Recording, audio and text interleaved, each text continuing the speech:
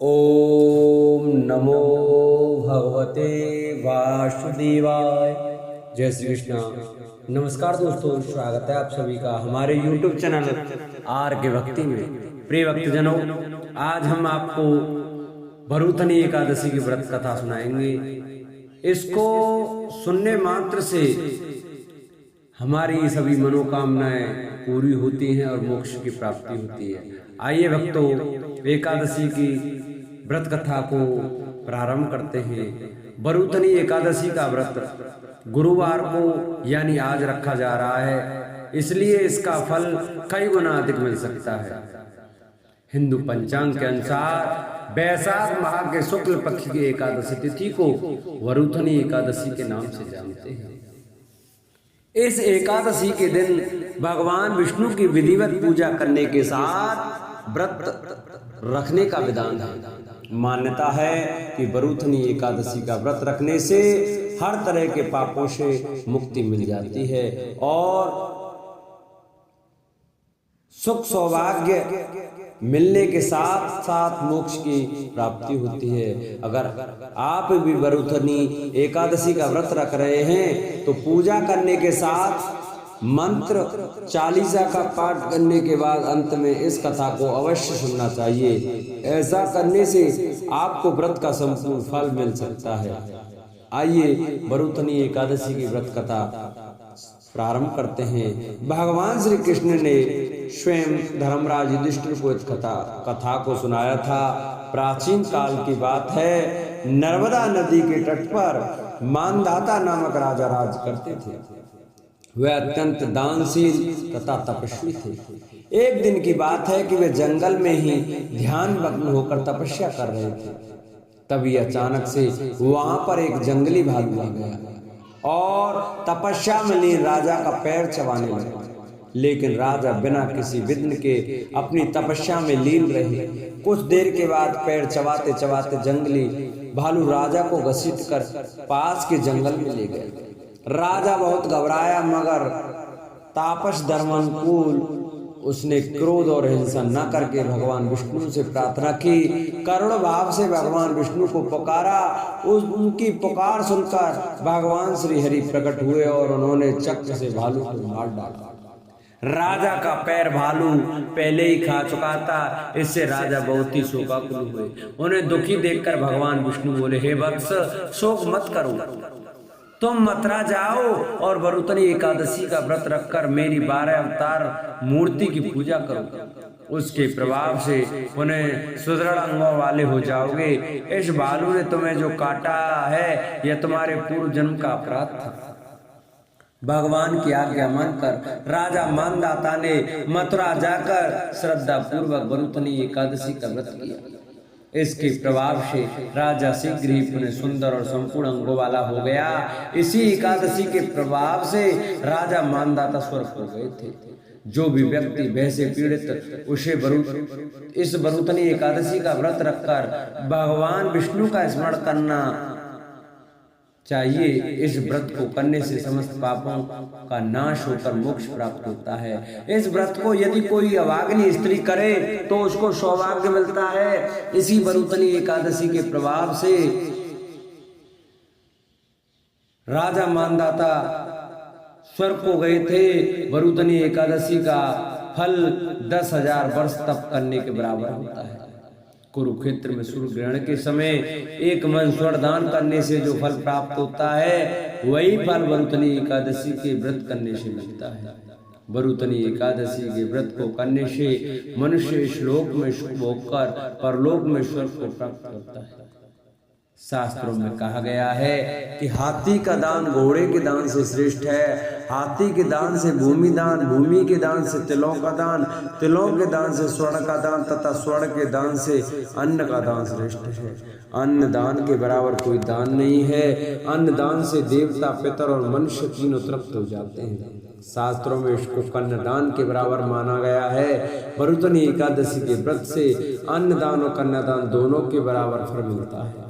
जो मनुष्य लोग के वश होकर कन्या का धन लेते हैं वे प्रलय काल तक नरक में वास करते हैं। और उनको अगले जन्म में विलाप का जन्म लेना पड़ता है। जो मनुष्य प्रेम एवं धन सहित कन्या का दान करते हैं उनके पुण्य को चित्रगुप्त भी लिखने में समर्थ हैं। उनको कन्या दान का फल मिलता है। बरुथनी एकादशी का व्रत करने वालों को दशमी के दिन निम्नलिखित वस्तुओं का त्याग करना चाहिए।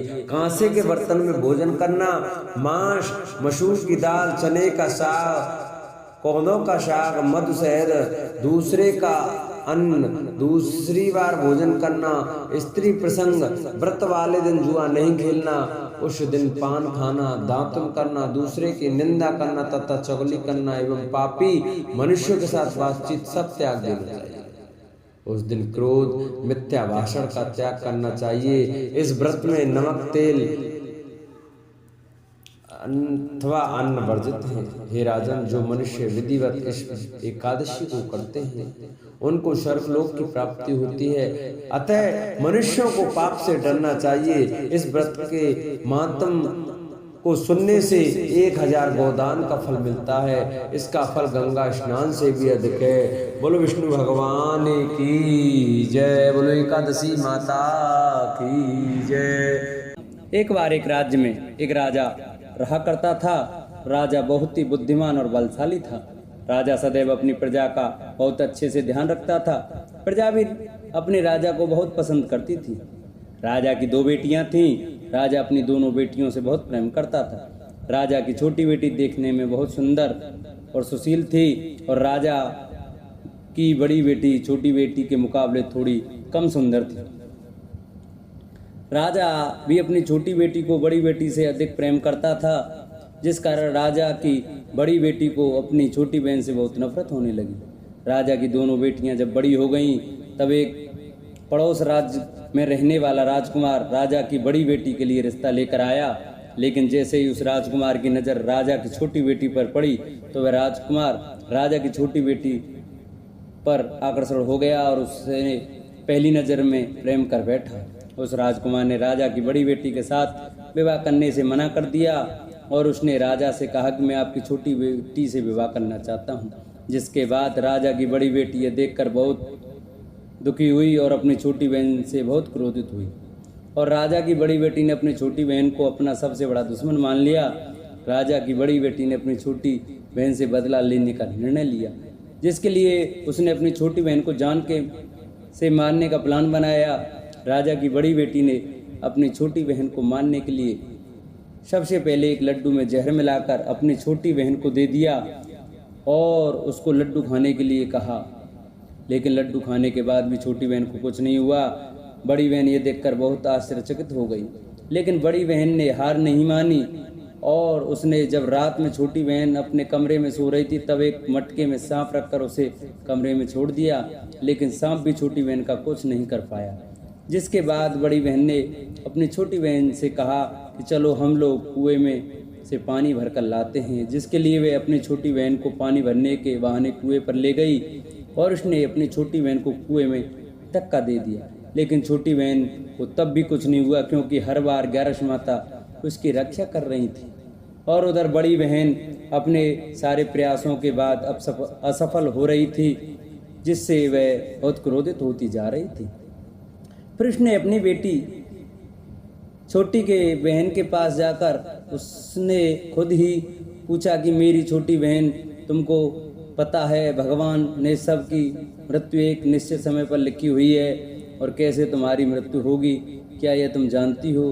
तब छोटी बहन ने अपनी बड़ी बहन को बताया कि हाँ, मैं तो जानती हूँ मेरी मृत्यु कैसे होगी। छोटी बहन से यह सुनकर बड़ी बहन मन ही मन बहुत प्रसन्न होने लगी और उसने अपनी छोटी बहन से कहा कि तो मुझे अपनी मृत्यु का राज बताओ। छोटी बहन ने अपनी बड़ी बहन से कहा कि मेरी मृत्यु तो एक तोते में है, जो तोते के गले में एक हार है, उससे मेरी मृत्यु होगी। जब तक कोई भी व्यक्ति तोते को मारकर वह हार अपने गले में पहनेगा तो मैं मूर्छित हो जाऊंगी और जैसे ही उस हार को अपने गले से उतारेगा तो मैं वापस से जीवित हो जाऊंगी। अपनी छोटी बहन की मृत्यु का राज जानकर बड़ी बहन बहुत ही खुश हो गई और उसने अपनी छोटी बहन को मारने के लिए उसके पालतू तोते को ढूंढना शुरू कर दिया।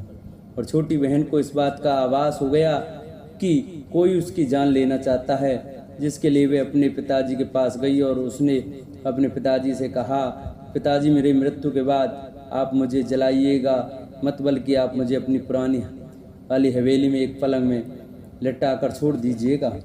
अपनी छोटी लड़की की यह बात सुनकर राजा बहुत आश्चर्यचकित हो गए। राजा ने अपनी छोटी बेटी से पूछा, बेटी तुम या कह रही हो? तब राजा की छोटी बेटी ने बताया, पिताजी समय किसी के लिए नहीं रुका है, कब क्या हो जाए किसी को कुछ पता नहीं है। और फिर राजा ने अपनी छोटी बेटी से कहा कि तुम ऐसी बातें क्यों कर रही हो, 2-3 दिन में तो तुम्हारा विवाह है। लेकिन छोटी बेटी ने अपने पिताजी को ऐसा करने पर मजबूर कर दिया और उनसे वचन ले लिया।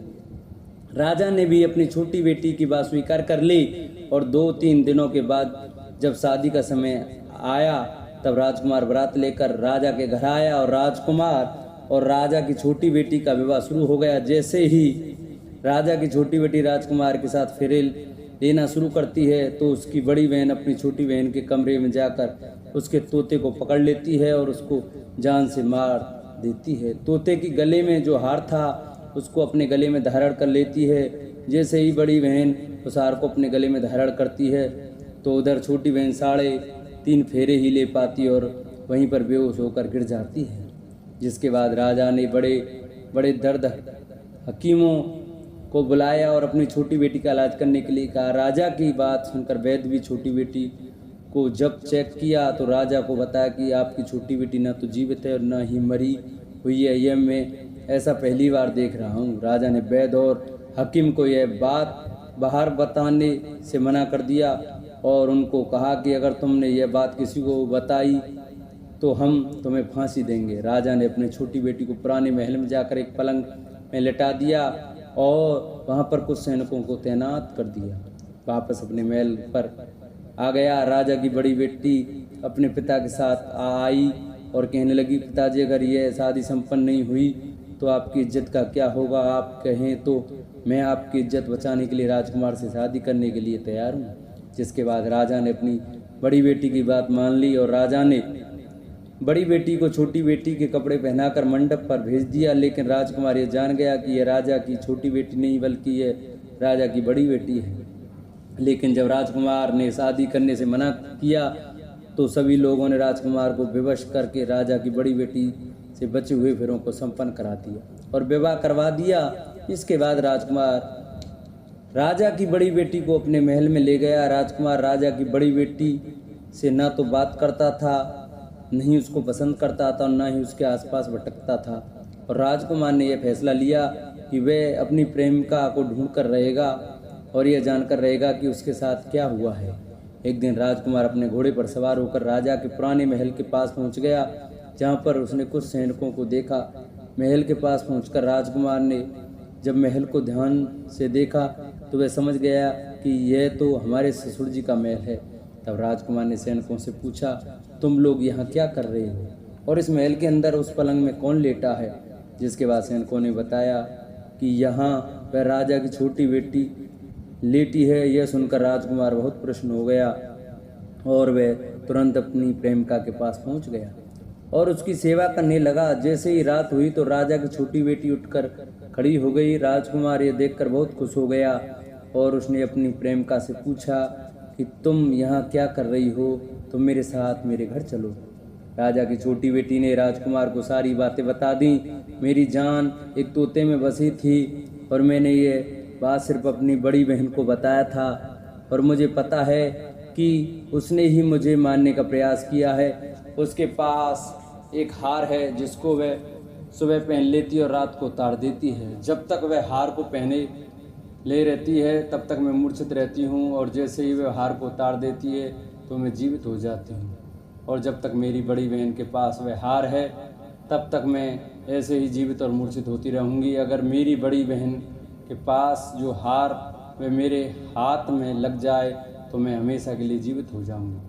राजकुमार यह बात सुनकर राजा की छोटी बेटी के पास रहने का निर्णय ले लिया और उसने अपने बचे हुए सारे फेरे उस पलंग में लेटी राजकुमारी की छोटी बेटी के साथ लिए और अपना विवाह पूर्ण कर लिया और वहीं पर ही रहने लगा। देखते ही देखते कुछ समय में राजा की छोटी बेटी और राजकुमार की पत्नी पेट से हो गई। एक दिन राजकुमार को किसी काम से बाहर जाना पड़ा, तब छोटी बहन के पेट में बहुत तेज से दर्द होने लगा, जिसके बाद उसने 11 माता का आह्वान किया, जिसके बाद वह 11 माता प्रकट हुई और उन्होंने अपने भक्तों के दर्द को दूर किया और एक पुत्र की प्राप्ति करवाई। और वहीं पर अचानक से राजकुमार भी आ गया। राजकुमार ने 11 माता को देखा तो वह आश्चर्यचकित हो गया और उसने तुरंत माता को प्रणाम किया। और 11 माता ने राजकुमार से कहा कि जब तुम्हारा तो 5 वर्ष का हो जाए तो तुम अपनी पत्नी का हार आकर इसके गले में डाल देना। और देखते ही देखते राजकुमार और राजा छोटी बेटी का पुत्र 5 वर्ष का हो जाता है। तो राजकुमार अपने बेटे से कहता है कि बेटा, मैं कुछ काम से बाहर जा रहा हूँ, तुम अपनी माता का ध्यान रखना। और वहाँ से चला जाता है। राजा को बाहर निकलता देख बड़ी बहन के सैनिक देख लेते हैं और बड़ी बहन को जाकर सारी बातें बता देते हैं, जिसके बाद बड़ी बहन अपनी छोटी बहन के पुत्र को वहाँ से उठवा लेती है और उसको मरवा देती है। छोटी बेटी के पुत्र के 2 टुकड़े करवा देती है। पहला टुकड़ा चक्की के पास छुपा देती है और दूसरा टुकड़ा अपनी पलंग के नीचे रख देती है। अब 11 माता भिखारी का रूप लेकर आती हैं। एक भिखारी का रूप धरकर बड़ी बहन के पास चली जाती हैं, जिसके बाद वहाँ पर भिक्षा मांगने लगती हैं। बड़ी बहन अपने नौकरों से कहती है जाकर भिक्षा दे दो, लेकिन जैसे ही नौकर 11 माता को भिक्षा लेने के लिए आते हैं तो माता उन्हें मना कर देती है और कहती है कि मैं तुम्हारी महारानी से ही भिक्षा लूँगी। जिसके बाद बड़ी बहन स्वयं भी भिक्षा देने के लिए माता के पास आती है। तब माता एक बिल्ली का रूप लेकर उसके कमरे में चली जाती है और वहाँ पर छोटी बेटी के पुत्र के 2 टुकड़ों को आपस में जोड़ देती है और उसे जीवित कर देती है। उसे वहाँ से ले जाती है। राजकुमार अपने बेटे को लेकर अपनी पत्नी के पास जाता है और उससे कहता है कि तुम इसका ध्यान रखना, अगर तुम इस बच्चे का अच्छे से ध्यान रखोगी तो मैं तुमसे बात करूँगा। एक दिन राजकुमार अपने बच्चे से कहता है कि तुम मम्मी से उनके गले का हार मांग लो। जिसके बाद राजकुमार का लड़का अपनी मम्मी के पास जाता है और कहता है कि मम्मी, मुझे तुम्हारा हार चाहिए जो तुमने गले में पहन रखा है। यह सुनकर पहले तो बड़ी बहन क्रोधित होती है, पर उसको यह याद आता है कि राजकुमार ने कहा था कि अगर मैं इस बच्चे का ध्यान अच्छे से रखूँगी तो वह मुझसे बात करेंगे, जिसके कारण वह हार को उस बच्चे को दे देती है और वह तुरंत हार को ले जाकर अपने पिताजी को दे देता है। और तभी राजकुमार अपने बेटे को लेकर वहाँ से जाने लगता है और अपनी पत्नी से कहता है कि तुम हमारे लिए खाना बना कर रखना, मैं शाम को आकर तुम्हारे साथ खाऊंगा। और वह अपने बेटे को लेकर वहाँ से चला जाता है। जिसके बाद वह राजा के पास जाता है और उनको सारी बातें बता देता है। राजा अपनी बड़ी बेटी की यह करतूत सुनकर बहुत क्रोधित होते हैं और अपनी परवरिश पर ही दोष देने लगते हैं और राजकुमार को अपनी छोटी बेटी के साथ रहने का आदेश देते हैं। बोलो 11 माता की जय। जिन भक्तों को हमारी वीडियो अच्छी लगी हो वो हमारी वीडियो को ज़्यादा से ज़्यादा शेयर करें, चैनल को सब्सक्राइब करें, वीडियो को लाइक करें और कमेंट में 11 माता की जय लिखना न भूलें। बोलो 11 माता की जय। बोलो विष्णु भगवान की जय।